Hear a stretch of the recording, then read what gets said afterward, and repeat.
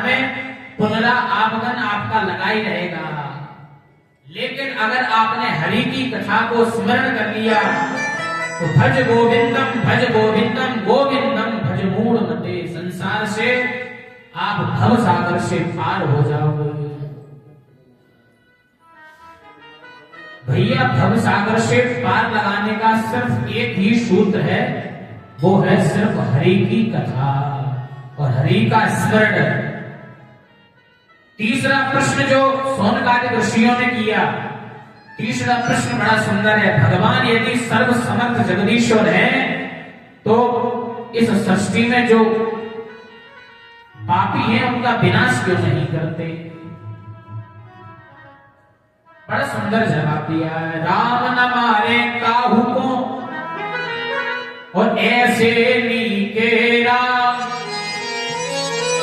अपने आप मर जात है कर कर खोटे काम। मारने वाला परमात्मा नहीं है। हम जैसा कर्म करेंगे, कर्मण्ये बाधिकारस्ते मां फलेषु कदाचन।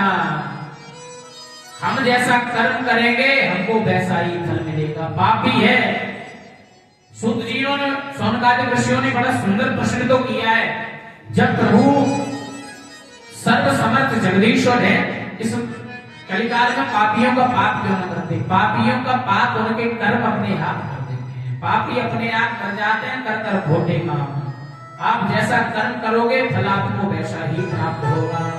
मानस में कहा है, कर्म प्रधान विश्वर चिराता, कर्म प्रधान विश्वर चिराता, कर्म प्रधान विश्वर परिराता, कर्म प्रधान विश्वर चिराता, सो जस कर्म सो तस फल चाहा, सो जस करहि सो तस फल चाहा।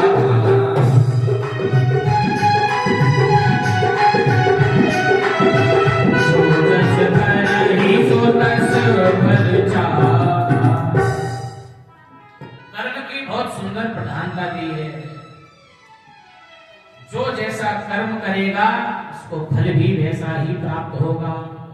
इसलिए संसार में कर्म ऐसा करो कि फल आपको ऐसा मिले कि जो भव सागर से पार लगा दे। अपना कर्म करते समय डर डर के करना चाहिए कि भैया हम प्रभु की कथा करवा रहे हैं, ये कर्म तो कर रहे हैं, धर्म से जुड़ा हुआ कर्म तो अवश्य कर रहे हैं, लेकिन कथा कराते कराते हमारे मन में अभिमान ना आए। अभिमान आ गया तो वो कर्म नहीं है। कर्म आप कर रहे हैं, वीवीआईपी लोग कथा में आ रहे हैं, आप कथा करा रहे हो। कोई निर्धन व्यक्ति अगर कथा में भागवत जी को प्रणाम करने आ गया तो आपने उसको धक्का देके भगा दिया। नहीं, हमारे स्टेटस के लोग यहाँ दर्शन करने आ रहे हैं, हमारे बराबर के, तुम यहाँ निर्धन इस भागवत पे क्यों ऊपर चढ़े? तो भैया जहां भगवान को जाना है वहां निर्धन को भी जाना है। ईश्वर ने आपके कर्मानुसार आपको धन तो दिया है, लेकिन उस धन का अच्छे से प्रयोग करो।